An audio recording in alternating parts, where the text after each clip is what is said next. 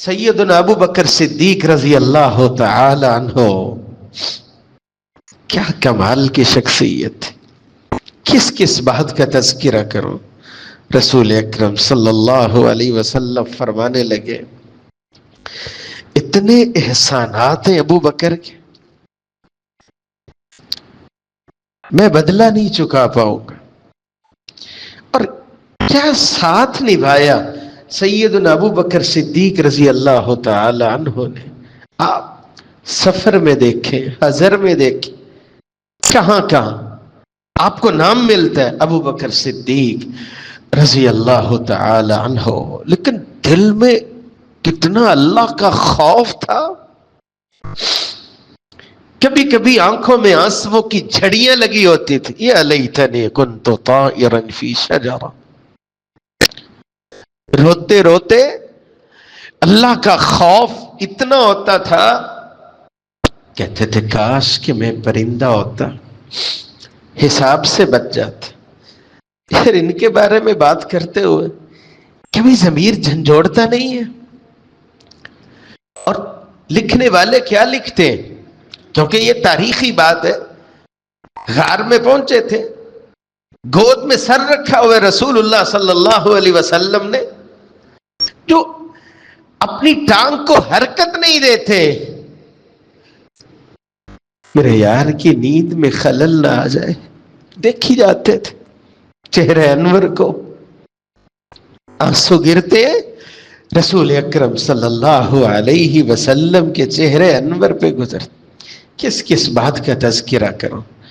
میرے اور آپ کے معاملات تو بڑے بگڑے ہوئے ہیں نا، ذاتیات پہ تو کبھی کسی کو معاف نہیں کرتے الا ماشاءاللہ جس پہ اللہ رحم فرمائے. لیکن نبی کے یاروں کی حالت دیکھیے.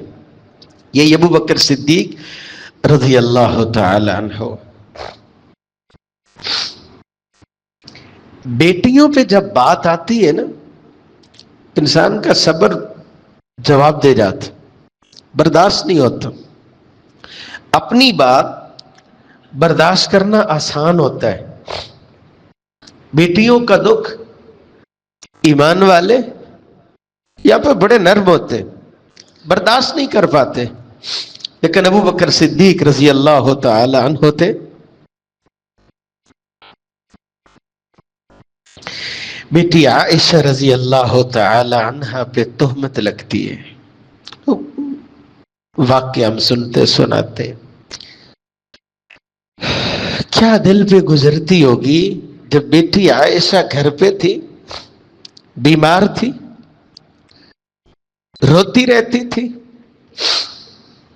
کتنے دن گزر گئے تھے، رسول اللہ صلی اللہ علیہ وآلہ وسلم بھی تشریف نہیں لاتے تھے.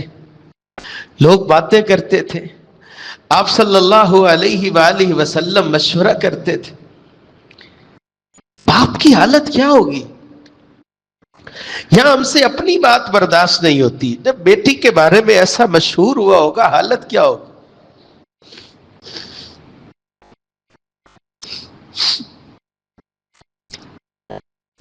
رسول اکرم صلی اللہ علیہ وسلم جب گھر آئے تھے، فرمایا عائشہ غلطی ہوگی ہے نا، توبہ کر لے، اللہ معاف کر دے. وہ والد جو باہر نکلتا ہو،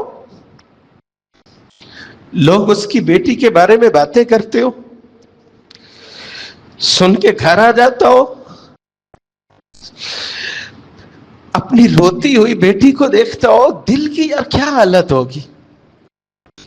کب میں خرچہ دیتا تھا مستہ کو، وہی شامل ہو گیا میری بیٹی پہ تہمت لگانے میں. اب اس سے کچھ بھی نہیں ملے گا، اب کچھ بھی نہیں ملے گا. اللہ کے نبی نے جب یہ جملے بولے، ایسا کوئی غلطی ہوئی ہے نا توبہ کر. بیٹیوں کی بات آتی ہے نا، والدین بولتے ہیں. بیٹی نے سوالیہ نظروں سے اپنے باپ کی جانب دیکھا کہ اس بات کا جواب میرا باپ ابو بکر دے.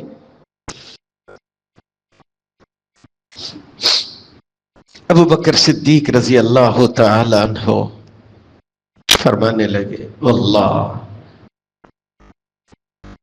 ما ادری ما اقول لرسول اللہ، بیٹا مجھے تو سمجھ ہی نہیں آ رہی کہ میں اللہ کے نبی کو کیا جواب دوں۔ بیٹی نے اپنی والدہ کی جانب دیکھا، ماں آپ بولے،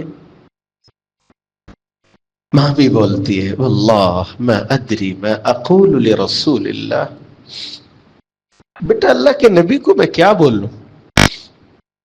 لیکن دل کی حالت کیا تھی وہ بیٹیوں والے ہی جان پائیں گے۔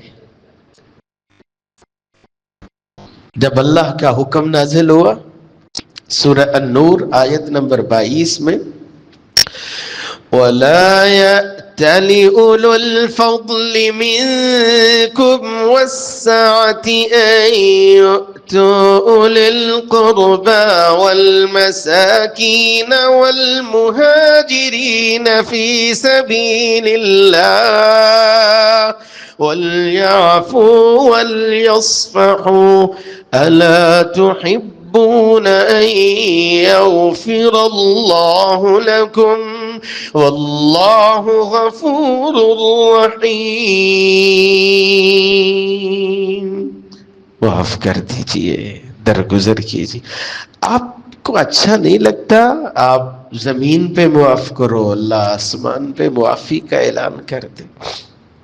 ابو بکر صدیق رضی اللہ تعالی عنہ نے غصے میں آ کے اس بندے کے لیے کہا تھا جس کو خرچہ دیتے تھے، میں تو اس کے ساتھ تعاون کرتا ہوں، یہ میری بیٹی پہ تہمت میں شامل ہو گیا۔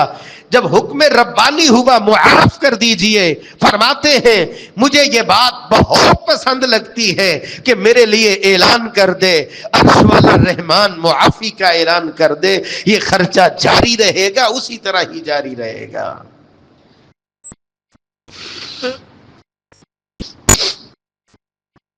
دل کو کتنا دکھ پہنچا ہوگا، لیکن جب اللہ کا فرمان سنے